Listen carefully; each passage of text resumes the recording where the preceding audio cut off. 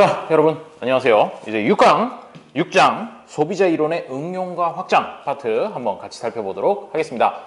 지난 시간에 이제 예산선이랑 그 다음에 무차별 곡선, 그 두 직선과 곡선이 만나는 접점에서 최적 선택점이 된다. 뭐 그런 내용 배웠었죠. 자, 그게 이제 소비자 이론이에요. 소비자 이론인데 그걸 갖다 현실에서 볼 수 있는 몇 가지 상황에 대입해가지고 한번 확인을 해보자라는 게 이제 소비자 이론의 응용이 되겠습니다. 그리고 뒷부분에 이제 뭐 확장이라고 해가지고 소비자 잉여를 표현하고 계산하고 이런 부분도 있는데요. 어디 한번 찬찬히 같이 한번 살펴보도록 하겠습니다. 자, 텍스트 준비되셨죠? 텍스트는 140페이지 피시면 되겠고요. 수업 자료 역시나 오늘도 올려드렸으니까 그거 이제 확인하시면서 같이 수업을 들어보시면 좋을 것 같습니다. 자, 6장 소비자 이론의 응용과 확장 한번 살펴보도록 하겠습니다. 자, 140페이지예요. 자, 앞에서 살펴본 그 무차별 곡선이랑 예산선의 조합, 그걸 이용해서 이제 노동 공급에 대해서 한번 확인을 해보도록 하겠습니다. 노동 공급이요. 자, 그럼 노동 공급이 뭐냐? 사람마다 전부 다 주어져 있는 시간은 하루에 24시간으로 똑같죠? 그렇죠? 24시간인데, 그 중에서 내가 일을 몇 시간 하고, 그리고 일 외에는 이제 여가라고 이렇게 생각했을 때, 일 말고 여가, 그 비율을 어떻게 가져갈 것인가? 라는 게 이제 개개인별로 노동 공급량을 결정할 수 있다라고 이렇게 가정을 한 거예요. 물론 현실에서야 내가 12시간을 일을 하고 싶다고 해가지고 12시간 동안 일을 할 수 있는 상황이 아닐 수도 있고, 또 요게 모든 사람이 시급제로 일을 하는 것도 아니긴 하지만 단순화시켜서 자, 가정 뭐냐면요, 일을 한 시간만큼 돈을 벌 수 있다라고 하는 게 첫 번째 가정이 되겠고요. 두 번째 가정은 잠자는 시간 빼고는 내가 자유롭게 노동 시간을 조절할 수 있다라는 게 두 번째 제약 조건이 되겠습니다. 가정이죠, 가정. 자, 그러면 거기 있는 텍스트를 볼게요. 자, 하루 24시간 중 10시간은 먹고 자는데 필요한 최소한의 시간이라 생각하여 따로 떼어놓고, 자, 24시간에서 10시간을 뗐어요. 그럼 몇 시간이 남았죠? 14시간이 남았습니다. 자, 이 14시간을 가지고 뭘 할 거냐? 워크와 레저 두 개 합해서 14시간이다. 요게 앞에서 살펴봤던 예산 제약이랑 비슷한 얘기가 되는 것이죠. 예산 제약입니다. 아하, 그러네. W하고 L하고 합쳐가지고 14시간 밖에 못 쓰는 거니까요. 자, 그의 선택은 이 14시간을 두 가지 일, 즉 노동을 함으로써 소득을 얻는 일과 여가로 사용하여 즐거움을 누리는 일 사이에서 어떻게 나누어 쓸 것인가에 대해 결정을 해야 한다. 우리가 이 선택에 관심을 갖는 것은 바로 그 선택의 결과로 얼마만큼의 노동을 공급할 것인지가 결정되기 때문이다. 자, 보이시죠? 거기는요, W 대신 H라고 썼네요. 우리도 따라갑시다. 그러면 워크하는 시간을 갖다가 레이버 아워라는 뜻으로 H 이렇게 일단 둬보도록 하겠습니다. H 플러스 L은 14. 자, 그리고요, 이때 우리가 항상 예산 제약식만 있어가지고 될 게 아니지 않습니까? 그렇죠? 뭐가 있어야 돼요? 효용 극대화를 위한 무차별 곡선을 그리기 위해서 효용 또는 뭐 소득, 주로 이제 소득과 관련된 효용이 되겠죠. 자, 이 효용의 U는 유틸리티에 대한 함수인데 L과 M에 대한 함수가 된다. 뭐 그런 얘기가 되겠네요. 자, 이게 뭐냐면요, 이거 레저예요, 레저. 여가를 많이 즐길수록 나의 효용 수준은 올라간다. 그렇죠. 아무래도 사람들이 일하는 것보다는 여가를 즐기는 게 좋으니까 저도 마찬가지긴 합니다만은, 그래서 여가의 양이 늘어나면 늘어날수록 효용이 높아진다. 당연한 얘기예요. 그 다음에 이 M이라고 하는 건 뭐냐면 소득이에요. 소득은 어떻게 해야 나오는 거죠? 일을 해야 되죠. 근데 H가 그대로 소득이 되는 게 아니라 H에다 뭘 곱해야 되냐? 임금률이라고 하는 걸 곱해야 돼요. 자, 임금률이라고 하는 건 뭐겠습니까? 시급이죠, 시급. 한 시간에 뭐 10,000원을 받는지 20,000원을 받는지 100만 원을 받는지 그거에 따른 것을 시간이랑 곱해서 나오는 것이 바로 M이다. 이렇게 생각을 해주면 되겠어요. 소득. 자, 요거는 여가 시간 요 정도로 일단 두도록 합시다. 자, 그림을 통해 이 사람이 처한 선택의 문제를 설명해 보기로 하겠습니다. 우선 예산 제약식부터 한번 그려볼 건데, H는 14-L 이렇게 바꿔줄 수 있겠네요. 자, 그래서 그래프를 한번 그리기 시작해 봅니다. 뿅뿅. 자, 축은요, 두 축 뭐예요? L축과 H축 해서 합해서 14가 되도록 그려주면 돼요. 14, 14 이렇게 해주면 당연히 되겠죠. 요 중간쯤에 7, 7 뭐 이런 것도 지나게 될 겁니다. 자, 그러면요, 이제 소득이라고 하는 거, 이 소득 아까 말씀드렸죠. 소득은 어떻게 하면 되겠어요? 임금률 W0 곱하기 뭐 하면 돼요? 14-L 14-L. 선생님, 이거 뭐 귀찮게 W0 곱하기 H라고 하면 되잖아요. 그러면 문자가 하나 더 추가가 되니까 복잡해진단 말이죠. 그래서 문자를 하나 줄이기 위해서 요 관계식에서 h는 14-l이니까 요거를 h 대신에 써줬다는 거예요. 왜냐하면 요 효용식에 l이라는 문자는 어차피 들어가거든요. 그러니까 l은 두더라도 h를 하나 더 늘리기 싫어서 이런 형태로 바꿔줬다. 그렇게 생각하시면 되겠어요.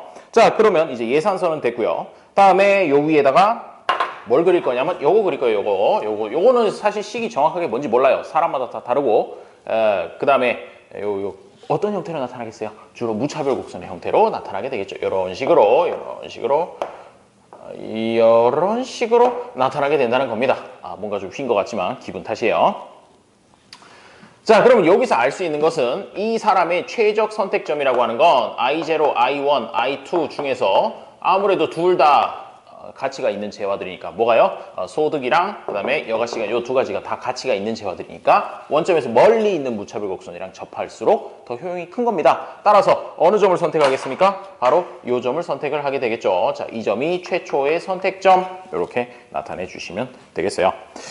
자, 그런데 이제 뭔가를 좀 바꿔봐야 되겠죠? 뭘 바꿔볼까요? 자, 이렇게 해서 최적 선택점이 도출됐다까지는 됐는데 그 다음에 뭘 바꿔볼까요? 이게 최초의 예산 제약이라는 녀석이었는데 요거를 뭐라고 해볼까? 자, 뭔가 이상해요. 그렇죠? H가 아니죠? 이상하다 했어. 자, M 소득이 돼야 되고 여기가 W0 곱하기 14-L 이렇게 되어줘야 되네요. 축이 이상했어요. 그렇죠? 두 가지를 선택을 해야 되는 거고요. 그러면 먼저 임금률을 좀 올려보겠습니다. 임금률을 올린다라고 하는 거는 어떻게 돼요? 14-L이라는 값은 그대로인데 이 W0 대신에 W1이라는 걸 곱할 것이고 그 값이 커진다는 얘기죠.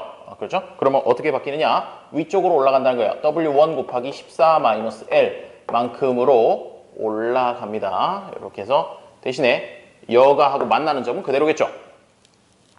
자, 이런 식으로 예산 제약식의 기울기가 바뀝니다. 바뀌면 뭐 어떻게 되느냐? 요거보다 조금 더 바깥에 있는 무차별 곡선이랑 만날 수가 있겠죠. 아이고, 무차별 곡선이 형태가 좀 마음에 안 들어요. 그쵸? 요렇게 조금만 눕혀볼게요. 조금만 눕혀보면 자, 요렇게 해가지고 요쯤에서 만나게 된다는 것이죠. 자, 그림 굉장히 조악합니다만은 제가 칠판에 그림 그리는 재능이 별로 없어요. 그래서 요 수업 자료에다 그림 그려놨으니까 그거 보시면 되겠습니다. 자, 그래서 이 제로에서 이 프라임으로 바뀐다. 이쪽으로 이동한다. 라는 그런 얘기가 되는데 어떤 일이 일어났느냐 보세요. 자, 여가가요. 처음에는 요만큼 L0 소비하고 있었는데 여가를 어떻게 됐어요? 줄였어요. 어머나, 월급, 시급이 올라가니까 여가를 줄이네. 그런데 늘 이렇게 되는 걸까요? 여기에서는 사실 앞장에서 살펴봤던 이 가격 효과라고 하는 거는 두 가지로 구성되어 있었죠. 기억납니까? 대체 효과와 소득 효과 이 두 가지예요. 그래서 대체 효과와 소득 효과 이 두 가지가 같은 방향으로 일어나냐, 다른 방향으로 일어나냐, 또는 다른 방향으로 일어나더라도 누가 더 크냐에 따라서 사실 이 결과는 달라질 수 있습니다. 자, 말로 먼저 설명을 드릴게요. 이게 무슨 얘기냐? 임금률이 상승했어요. 한마디로 이제 10,000원, 시간당 10,000원 받다가 갑자기 시간당에 20,000원을 받아요. 뭐야, 야, 이거 그러면은 여가 1시간의 기회비용이라는 게 여가로 내가 1시간 동안 노는 게 옛날에는 10,000원만 지불하면 되는 그런 상황이었는데, 그러니까 10,000원만 포기하면 되는 상황이었는데 지금은 이제 20,000원을 포기해야 된단 말이죠. 따라서 어떻게 되느냐? 여가를 줄이고 싶어 해요. 방금까지 설명한 거는 바로 대체 효과입니다. 대체 효과. 자, 머릿속에 기억하세요. 가격 효과는 뭐랑 뭐? 대체 효과랑 소득 효과의 합이에요. 그런데 방금 얘기한 거 임금률이 올라가서 여가의 기회비용이 높아졌다는 건 대체 효과입니다. 대체 효과는 항상 무슨 방향이냐 하면 여가를 줄이고 일을 하는 시간을 늘리는 방향으로 작용을 해요. 대체 효과는 그렇습니다. 하지만 소득 효과는 조금 다른 얘기가 될 수 있어요. 자, 무슨 얘기냐면 소득이 늘어난 것 때문에 여가를 늘릴 거냐 줄일 거냐 또는 일하는 시간을 늘릴 거냐 줄일 거냐 요걸 한번 생각을 해볼게요. 자, 원래 100만 원을 받던 사람이 있었어요. 월급으로 100만 원을 받고 있었죠. 그런데 갑자기 이 사람이 자네가 일을 정말 잘하는구만. 내가 그러면 이제 시급을 예전에는 한 시간에 10,000원 줬는데 이번에는 한 시간에 100만 원을 주도록 하겠네 라고 이렇게 얘기를 하는 거예요. 뭐 그렇게 100배 오를 일은 없겠지만, 그러니까 이 사람은 갑자기 드는 생각은 옛날에는 100시간 동안 일해서 100만 원인데 이제는 1시간만 일해도 100만 원이네. 와, 쩐다 라고 해가지고 지금부터 돈 땡겨야지 라고 해서 돈을 무지하게 벌 수도 있지만 이 사람은 생각하는 거죠. 아니 나는 돈을 벌어봐야 쓸 데가 없어. 100만 원이면 충분한데? 야 나는 진짜 100만 원 이상 돈 버는 거 싫어 라고 이렇게 생각할 수 있단 말이에요. 이상한 사람 같죠? 아니에요. 그 돈 단위를 조금만 바꿔보시면 조금 납득할 만한 얘기가 될 수도 있어요. 지금 100만 원이니까 그렇죠. 원래 이제 1000만 원을 벌던 사람이었어요. 원래 1000만 원을 벌고 있었는데 돈을 너무너무 버는 게 힘들어가지고 나 진짜 맨날 1000만 원만 벌면 되는데 2000만 원, 3000만 원 필요 없는데 이렇게 생각하는 사람이 있을 수 있다니까요. 뭐 그래요 일단. 자, 그래서 결론은 어떻게 됐느냐. 100시간 일하던 사람이 갑자기 좀 100만 원 좀 그러니까 그럼 2시간만 일할게요. 2시간 해서 노동 공급을 극적으로 줄일 수도 있는 겁니다. 임금률이 상승했을 때 소득 효과라고 하는 것은 일하는 시간을 늘릴지 줄일지 사실은 알 수 없는 거예요. 그건 그 사람마다 다 다른 겁니다. 어떤 사람이냐에 따라서 대체 효과는 항상 여가를 줄이고 노동 공급을 늘리고 싶어 하는 그런 방향으로 바뀌지만 소득 효과는 어느 방향으로 바뀔지 알 수 없다. 극단적으로 소득 효과가 너무 크게 반대 방향으로 일어나서 오히려 임금률이 올라갔는데 노동 공급 시간을 줄이는 경우도 있을 수 있다. 그거까지 기억해 두시면 되겠어요. 이거 객관식 문제에서 되게 자주 나오는 얘기예요. 그럴듯하지 않나요? 앞에서도 기억나실 거예요. 대체 효과는 한 방향으로만 작용하지만 소득 효과는 두 방향으로 작용할 수 있다. 소득 효과가 너무 극단적으로 많이 나타나서 되는 거, 그게 바로 기푼제였죠. 기억나시죠? 자, 그거까지 일단 노동 공급에 관한 결정 살펴보겠습니다. 아까 제가 예를 든 거지만 굉장히 부럽네요. 뭐가 부럽냐고요? 1시간에 100만 원이요. 야, 1시간에 100만 원이면 뭐 하루 8시간 정도 일하면 한 달치 뽑네. 와. 자, 넘어가도록 하겠습니다. 사회복지제도의 분석 보도록 하죠. 자, 비슷한 얘기예요. 비슷한 얘기로 이런 그림 하나 그려서 분석을 해볼 것인데, 자, 요즘 들어서 코로나 사태가 터지면서 뭔가 이렇게 정부에서 자꾸 주기 시작했죠. 뭘 주느냐? 여러 가지 혜택이에요. 뭐냐? 소비가 너무 줄어드니까 소비를 좀 늘리려고 기본 소득 비슷하게 이제 뭐 한 사람당 거의 25만 원, 30만 원씩 이렇게 좀 돈을 주기도 하고 직접적으로 현금을 주기도 하고 또는 4대 보험료를 좀 낮춰주기도 하고 뭐 여러 가지 방법을 쓰고 있어요. 그렇죠? 그리고 뭐 진짜 취약계층 같은 경우에는 이제 현물로 물건들 주기도 하고 뭐 그렇습니다. 자, 그런 여러 가지 사회복지제도가 있는데 크게 분석을 해보면 세 가지 유형으로 나눌 수가 있어요. 첫 번째는 제일 처음에 얘기했던 그냥 현금을 주는 거예요. 자, 현금 한 사람당 20만 원씩 줄 테니까 알아서 써라. 네 맘대로 써라. 물론 거기다 이제 약간의 제약을 붙일 수는 있어요. 우리나라가 그렇죠. 뭐 그래서 그거 뭐 지역에서 써라라는 둥 이렇게 할 수도 있지만 어쨌든 현금을 주는 형태가 첫 번째. 두 번째는 현물 보조라는 게 있어요. 그래서 자, 쌀 좀 많이 사 드세요 라고 하면서 쌀을 어떻게 해주냐? 그냥 진짜로 쌀을 뭐 10kg씩 이렇게 주는 거예요. 그것도 보조죠. 그렇죠? 현물, 진짜 실물로서 보조해 주는 거. 그게 이제 두 번째고요. 세 번째는 가격 보조입니다. 자, 그러면 쌀 소비를 촉진시키고 싶으면 어떻게 하면 되느냐? 쌀 가격, 쌀 팔 때마다 저 판매자한테 정부에서 돈을 줄 테니까 쌀 가격을 그럼 낮춰라고 얘기하는 거. 그게 바로 이제 가격 보조가 되겠죠. 그럼 쌀을 사 먹는 입장에서는 가격 보조가 어떻게 혜택처럼 되는 거죠. 그렇죠? 똑같이 쌀을 사더라도 돈을 조금만 드리면 되니까.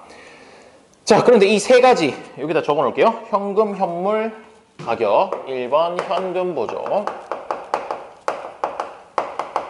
2번 현물 보조, 3번 가격 보조. 자, 요 세 가지가 있는데 이 세 가지를 동시에 비교하기는 조금 빡세요. 그렇기 때문에 두 가지씩 짝지어서 좀 비교를 한번 해보도록 하죠. 현금 보조하고 현물 보조하고 가격 보조 이런 것들 좀 한번 살펴보도록 하겠어요.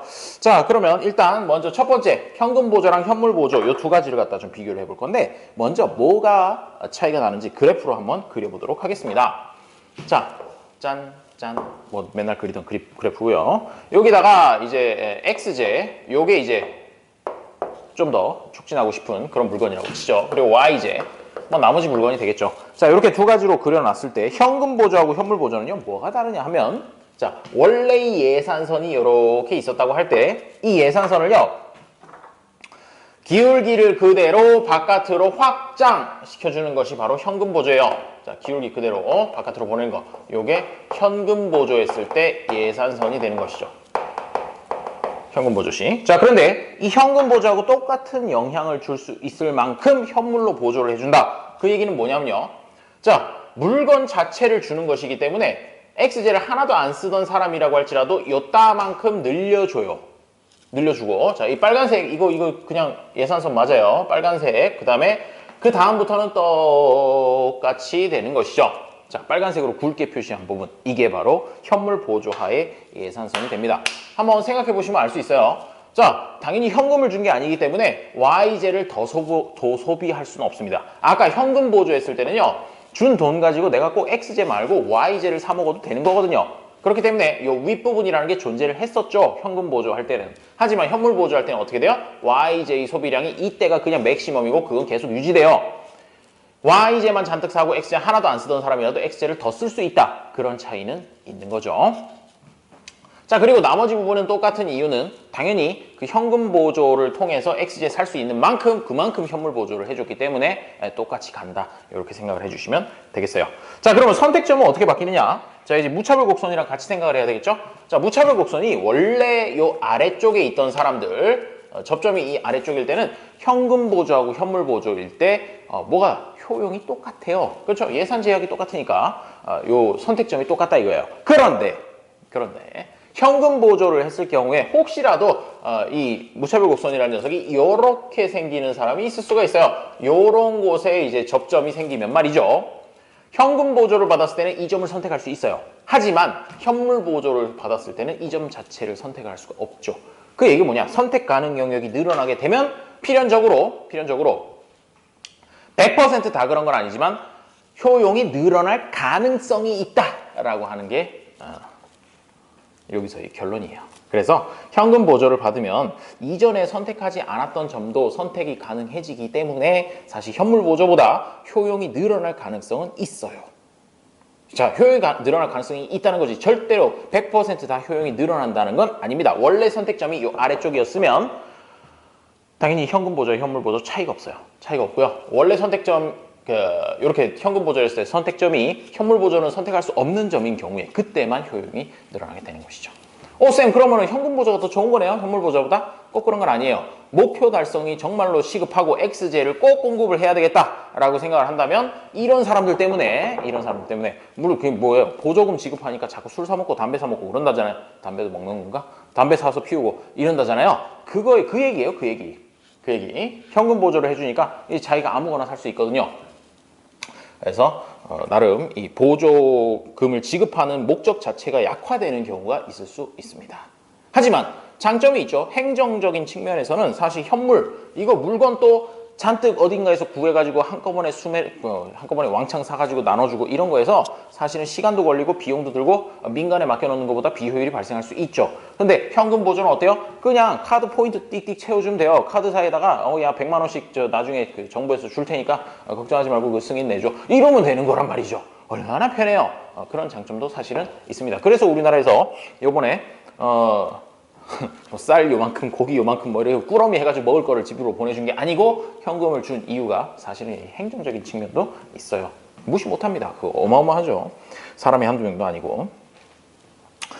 자, 이제 가격 보조 한번 현금 보조와 가격 보조 이 두 가지를 한번 비교를 해보도록 하겠습니다. 자, 보니까요. 여기 잘못됐네. 자, 현금 보조와 가격 보조니까 1번이랑 3번을 비교하는 거죠. 자, 그렇죠? 1번이랑 3번 이 두 가지를 비교를 해보도록 하겠습니다. 자, 그래프를 그려서 한번 비교를 해볼게요. 아까 옆에 있는 거랑 비슷하게 생긴 그래프예요. 축도 같습니다. X제, Y제. 그리고 최초의 예산선은 어떻게 생겼느냐? 최초의 예산선은 이렇게 생겼었죠. 자, 이렇게 생겼었다고 두고요. 그 다음에 최초의 무차별 곡선이랑 접하는 점이 자, 왜 넘어가는 것 같은데. 자, 얘가 2예요. 자, 그리고 가격 보조를 해줍니다. 가격 보조를 해주면요. 어떻게 되느냐? 한번 생각해 보세요. YJ 최대 소비량은 바뀔 수가 없어요. YJ는 가격이 그대로이기 때문에. 뭐만 늘어나요? XJ 소비량은 늘어날 수 있죠. 따라서 가격 보조를 해줬을 때 예산선이라고 하는 건 이런 식으로 바뀌게 됩니다. 그렇죠? XJ 쪽으로, 바깥쪽으로 확장이 돼요. 그러면 이제 선택할 수 있는 점들이 늘어나니까 어느 방향으로 일단 바뀌느냐 하면 이런 식으로 무차별곡선 비슷하게 생겼다고 하면 이런 점으로 바뀌게 됩니다. 자, 선택점이 바뀌어요. 그러면 이때 원래 지급해주는 사실상의 보조금은 어떻게 계산을 하느냐 하면 요 점으로 가서 여기 R이라고 표시가 되어 있는데 R과 E' 사이의 거리 요따만큼, 즉 이게 XJ 단위로 표시된 보조금의 양이 되는 거예요. 그렇죠? 자, 그러면 현금 보조는 어떻게 할 거냐? 지금 이거는 이제 가격 보조죠. 가격을 싸게 해줬을 때 이렇게 선택을 했으면 요거랑 똑같은 크기가 가능하도록 뭘 하느냐? 예산 제약선을, 요 선을 그대로 평행 이동을 시켜주는 거예요. 바깥쪽으로. 자, 바깥쪽으로 평행 이동시키면 요 점을 지나고 그 다음에 얘랑 기울기가 똑같도록 요런 식으로 예산선이 바뀐다는 것이죠. 예산선이 바뀌어요.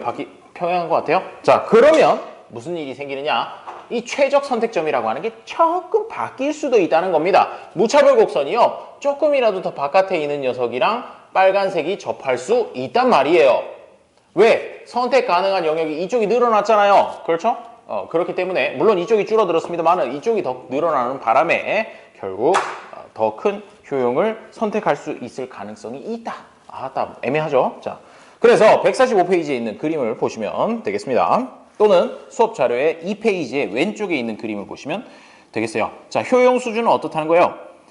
제일 처음에 있었던 E가 당연히 제일 적고요. 그 다음에 가격 보조를 해줬을 때 E', 그리고 현금 보조를 해줬을 때 E2'이 되는데 그 중에서 E2'이 가장 넓게 되는 것이죠. 자, 이렇게 되는 이유는 뭐냐면 효용 수준이 지금 올라간 거잖아요. 현금 보조를 해주니까. 정부 입장에서는 사실 투입된 돈은 똑같은 거예요. 저런 식으로 이제 했을 때 가격 보조를 해줬던 현금 보조를 해줬던. 그런데 소비자 효용이 현금 보조 올라가지 않습니까? 뭔가 이유가 있겠죠? 그 밑에 써 있습니다. 현금 보조는요, 상대 가격의 비율은 변화하지가 않아요. 그렇죠? X제와 Y제의 상대 가격이 변화하지 않는데 가격 보조는 상대 가격 비율이 변화하기 때문에 가격 보조를 해줬을 때 결국 원래랑은 가격 비율이 달라져서 거기서 비율이 발생하게 되는 거죠. 투입된 예산에 비해서 늘어난 효용 수준이 그만큼 따라가지 못하는 문제가 생기게 된다는 것입니다. 자, 되겠습니까? 자, 요 두 가지 본 거 좀 잘 기억을 해주시고요. 자, 그것까지 보셨으면 이제 웬만큼 다 됐어요. 다음에 146페이지인 조세와 소득 보조를 합친 효과라고 하는 게 있는데 요거는 조세도 부과하고 소득 보조도 해주면 어떻게 되겠느냐라는 건데 거기 그래프 제가 정성 들여 그려놨거든요. 그래서 그거 한번 보시고 그 다음에 책에는 147페이지에 있어요. 하지만 뭐 자세하게 설명까지 드릴 필요는 없는 것 같아요. 앞에 살펴봤던 노동 공급 그리고 이제 현금 보조, 현물 보조, 가격 보조 요거 정도 잘 알고 계시면 사실 앞부분에 있는 내용은 될 것 같아요. 그것까지 하도록 하고요. 다음 6.2 현시 선호 이론으로 넘어가 보도록 하겠습니다. 오늘도요. 이 장 자체가 워낙 길어가지고 6장을 다 하지는 못할 것 같고 오늘 현시 선호 이론까지 할게요. 그리고 목요일 날 이제 올릴 강의에는 현시 선호 이론 다음인 지수의 문제 그리고 소비자 인력 이쪽 파트 한번 같이 살펴보도록 하겠습니다. 자, 텍스트 148페이지로 오세요. 현시선호 이론. 이거 이름이 너무 어렵지 않아요? 현시선호 이론? 이 뭐지? 어쩌라는 거지? 무슨 뜻이지? 라고 생각할 텐데 제가 아주 간단하게 설명을 드리도록 하죠. 현시, 진짜로 봤을 때 선호, 진짜로 보고 비교를 했을 때 어느 게 더 좋고 어느 게 나쁘다라고 판단하는 거, 그 결과에 의해서 도출된 이론이다. 간단하게 얘기한다고 그랬는데 별로 간단한 것 같지 않아요. 텍스트 보도록 하겠습니다. 148페이지예요. 자, 그리고 수업 자료는 3페이지죠. 전통적 소비 이론의 다양하고 강한 가정들, 엄청 가정이 많아요. 뭐 다른 것들은 다 똑같고 이행성 기억나요? 여러 가지. 기억나는 게 이행성밖에 없어. 완비성 등등등 있는데, 자, 그런 어마어마하게 강한 가정들 그런 것들이 현실이랑 맞냐라고 얘기를 했을 때 자신이 없을 수 있다 이거죠. 그래서 일련의 경제학자들이 뭘 했느냐, 자, 가정 따위는 다 갖다 버리고 진짜로 정말로 핵심적인 거 딱 하나만 남기고, 정확히는 두 가지죠. 딱 두 가지만 남기고 다 삭제한 다음에 다시 한번 이 소비자의 최적 선택점을 한번 도출해보자 라는 논의에서부터 시작한 것이 현시선호 이론입니다. Revealed Preference Theory 라고 하는데, revealed는 드러난, preference는 그 선호, 경향 이런 거죠. 자, 드러난 것만 가지고 이제 판단을 하겠다라는 얘기가 되겠어요. 자, 그런데 이게 웃긴 게 뭐냐면요. 이 폴 사무엘슨이라고도 하고 세뮤얼슨이라고도 하는데 그 양반이 이제 요거를 갖다가 이제 발전을 시킨 사람인데 굉장히 유명한 사람이에요. 근데 이 사람이 원래는 기존의 소비자 이론에 대해서 이제 대안, 좀 뭔가 다르게 대체할 수 있는 걸 갖다 한번 만들어 보고 싶었는데 사실은 잘 들어보니까 기존 소비자 이론이 맞다라는 걸 뒷받침해 주는 내용이 되었다라는 그런 비운의 이론이 되겠습니다. 뭐 비운은 아니죠. 그럴 수 있죠. 그것도 충분히 의미가 있으니까. 자, 그래서 이거는 뭐 하는 거냐면요. 어떤 사람을 한번 갖다 놓고요. 상품 묶음을 계속 비교를 시켜요. 한두 번 하는 게 아니고 수백 번, 수천 번, 수만 번을 한다 이거죠. 어떻게 비교를 하느냐? 자, 여기 사과하고 수박하고 있어요. 자, 사과하고 수박인데 사과 10개하고 수박 한 덩이 있는 거, 수박 2덩이랑 사과 8개 있는 거. 자, 어떤 게 더 선호되세요? 그러면은 무조건 이 사람은 대답을 해야 되는 거야. 아씨, 똑같은데. 이런 건 안 통해요. 이런 거 안 통하고. 물론 뭐 진짜로 똑같으면 똑같다고 할 수도 있겠지만 그 모든 것들의 차이, 0.1개씩 바뀔 때, 0.01개씩 바뀔 때 뭐 그런 것들의 차이를 다 대답을 해준다라는 걸 깔고 시작을 해보는 겁니다. 자, 현시선호 이론도요. 기존 가정이 너무 복잡하다 그래놓고 결국 가정이 없을 수는 없어요. 그래서 현시선호 이론의 기본 가정이라는 파트가 나오죠. 149페이지입니다. 자, 쌀과 옷 가격이 각각 PX0, PY0로 주어진 상황에서 어떤 소비자가 Q0, X0하고 Y0만큼 들어가는 상품 묶음을 구입하는 것이 관찰되었다고 하자. 그런데 이 상황에서 또 하나의 상품 묶음을 선택할 수 있었음에도 불구하고 Q0라는 걸 선택을 했다는 것은 Q1보다는 Q0를 더 선호한다. 이렇게 판단하는 거죠. 자, 예를 들어볼게요. 여기에요. 쌀 5개, 그리고 옷 5개 짜리 묶음이 있어요. 그리고 쌀 5개랑 옷 4개짜리 묶음이 있어요. 그러면 뭐 옷이 쓰레기가 아닌 이상은 당연히 옷이 많은 녀석을 고르지 않겠습니까? 그 얘기예요. 그 얘기. 이 두 가지, 방금 얘기한 두 가지 묶음을 다 선택할 수 있는데 쌀 5, 옷 5짜리를 선택을 했다는 것은 쌀 5, 옷 넷보다는 요 쌀 5, 옷 5짜리 묶음을 현시 선호한다 라고 이렇게 표현을 하는 거죠. 그게 이제 기본 가정이에요. 별거 아니죠? 물론 조금 더 있긴 합니다. 자, 내려가 볼게요. 다음 페이지도 한번 볼게요. 벡터 어쩌고저쩌고 하는데 벡터 필요 없고요. 넘어가서 자, 150페이지에 현시 선호 관계라고 하는 거 그걸 볼게요. 자, P0라는 가격 벡터가 주어졌을 때 가격의 비율이 주어졌다 이거예요. X하고 Y를 바꿀 수 있는 비율. 그런데 그때 상품 묶음 Q0가 선택되었고 이제 밑에 있는 그래프도 같이 보시면 됩니다. 그 다음에 Q1은 P0, Q0가 P0, Q1보다 크거나 같다 이 관계를 만족시키는 다른 어떤 상품 묶음이라고 한다면 Q0가 Q1보다 현시 선호되었다고 한다. 뭐 말을 되게 어렵게 써놨는데 자, 밑에 그림을 보실게요. 현시 선호 관계 그거 보시면은 자, 수업 자료는 그림을 제가 빼먹고 안 그렸네요. 자, 텍스트 150페이지. 그리고 여기다가도 그림을 그려드릴게요. 수업 자료 없으니까. 자, 150페이지에 무슨 그림이 그려져 있느냐면요. 이렇게 돼 있어요. XJ, YJ. 자, 그 다음에 얘가 짠 해서 요 가격 벡터라고 표현하는데 가격 비율이라고 생각하시면 돼요. 자, P0, P1 이렇게 돼 있고 그 다음에 여기가 Q0, 그 다음에 Q1, 그 다음에 여기가 Q2. 자, 이런 식으로 돼 있을 때 한번 생각해 보세요. 자, 상품 묶음이 딱 Q0하고 Q1하고 두 개만 있다고 한번 생각해 볼게요. 그런데 그 중에서 어떤 사람이 Q0를 선택했다 이거예요. 그러면 Q0랑 Q1을 모두 선택할 수 있는 이 P0라는 상황이었는데도 불구하고 Q0를 선택했다는 건 Q0가 Q1보다는 선호도가 더 높다라고 이렇게 확인할 수 있다는 거죠. 이게 바로 현시 선호 관계가 되고요. 간접 현시 선호 관계라고 하는 건 뭐냐면 간접이란 말이 하나 더 들어갔죠? 자, 그러면 여기다가 이제 하나가 추가되는 거예요. 자, P1이라는 가격체가 바뀌었어요. 바뀌었으니까 이제 Q1이랑 Q2 이런 점을 선택할 수 있었는데 자, 어떤 사람이 역시나 Q1보다는 Q2가 됐을 때 Q1을 선호를 했다 이거예요. Q1이 Q2보다 선호되었다 라고 하면 결국 지금 당장 여기서 Q0랑 Q2를 직접적으로 비교하는 건 불가능하지만 한번 생각해 보세요. Q0가 Q1보다 좋았죠. Q1이 Q2보다 좋죠. 그럼 Q0하고 Q2가 있을 때 어떻게 돼야 된다는 거예요? Q0를 더 좋아해야 된다는 거죠. 그 얘기예요. 자, 그래서 간접 현시 관계 보시면 Q0가 Q1보다 현시 선호되고 Q1은 다시 Q2보다 현시 선호되며 Q2는 Q3보다 현시 선호되는 등의 관계가 QN까지 계속 이어진다면 당연히 Q0는 QN보다 간접적으로 현시 선호되었다라고 말한다는 것이죠. 이 두 가지는 기본으로 깔고 갑니다. 요 두 가지를 바탕으로 해가지고 이제 무차별 곡선을 도출한다든가 뭐 이런 짓을 하게 되는 것이죠. 자, 거기 뭐 약공리, 강공리 뭐 이런 얘기가 있는데 약공리라고 하는 건 뭐냐면요. 방금 요 얘기했던 Q0가 Q1보다 현시선으로 된다면 어떤 경우에서도 Q1이 Q0보다 현시선으로 될 수 없다. 이게 약공리예요. 약공리고요. 강공리라고 하는 것은 만약 한 상품 묶음 Q0가 다른 상품 묶음 QN보다 간접적으로 현시선으로 된다면 어떤 경우에도 QN이 Q0보다 간접적으로 현시선으로 될 수가 없다. 그러니까 이 약공리는 강공리 중에 한 가지 예일 뿐이에요. 그런 관계가 있고요. 근데 약공리, 강공리 그러니까 갑자기 머리가 막 아프죠. 자, 밑에 내용도 계속 쭉쭉 읽어봅시다. 결국 중요한 건 뭐냐면 소비자가 다 비교할 수 있고 일관성만 있으면 된다라는 게 가장 간단한 형태의 가정이고 그 가정조차 현시선호 이론에서는 무시할 수는 없었던 거죠. 그래서 현시선호 이론에서 딱 하나 삼는 그 가정이 뭐냐면 일관성이 있어야 된다.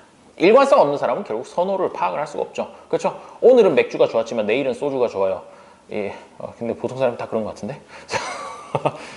일단은 지금 당장 그 시점에서 1초 전에 맥주가 좋다 그랬다가 갑자기 1초 후에 아니요 소주가 좋은데 1초 후에 포도주가 좋은데 이런 사람은 이 이론으로 설명할 수가 없다는 얘기가 되는 거죠. 그게 이제 가장 기본적인 가정입니다. 자, 그래서 이걸 가지고 뭘 할 거냐? 무차별 곡선을 한번 도출을 해보도록 하겠어요. 자, 수업 자료 4페이지인데요.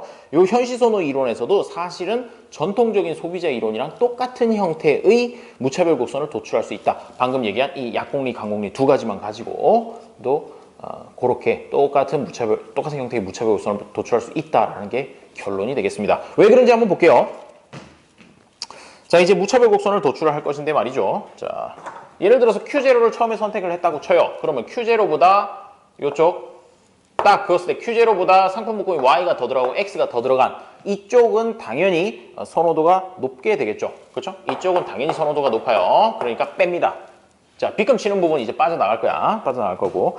자, 그 다음에 또 요 제일 처음에 P0 있는 거에서 요 아래쪽 부분 있잖아요. 아래쪽 부분은 또 어떻게 되겠어요? 제끼는 거죠. 아래쪽 부분은 또 제끼고. 그 다음에 얘가 또 올라갔을 때 어떻게?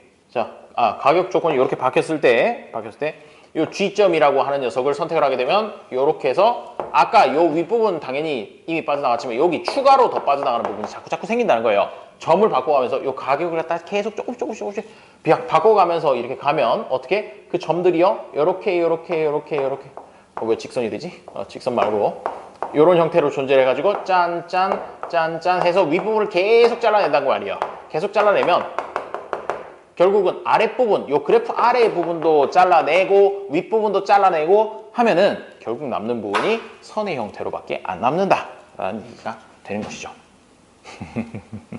무슨 얘기인지 잘 모르시겠나요? 자, 그러면 수업 자료를 보면서 설명을 드릴게요.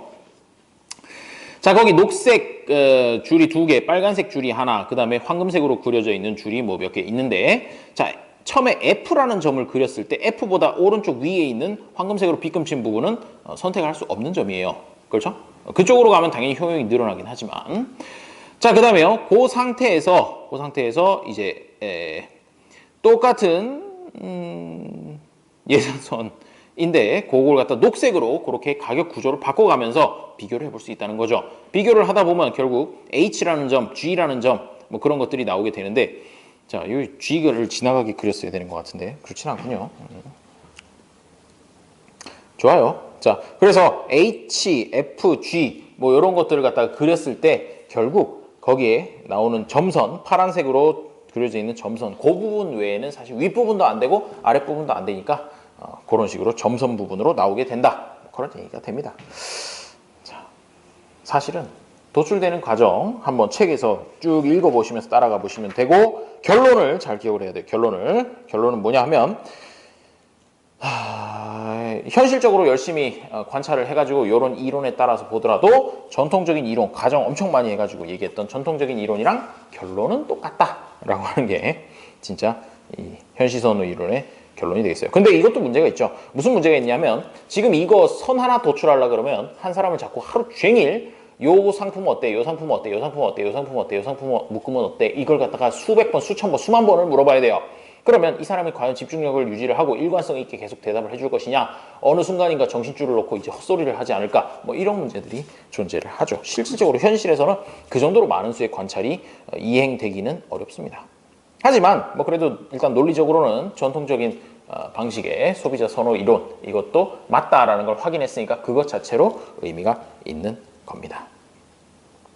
자, 오늘 수업 여기까지 하고요. 여기까지 하고, 자, 목요일 날 이제 지수의 문제 하고, 지수라고 해서 뭐 라스파이레스 가격 지수, 파쉐 가격 지수, 이런 거 좀 복잡한 거 있어요.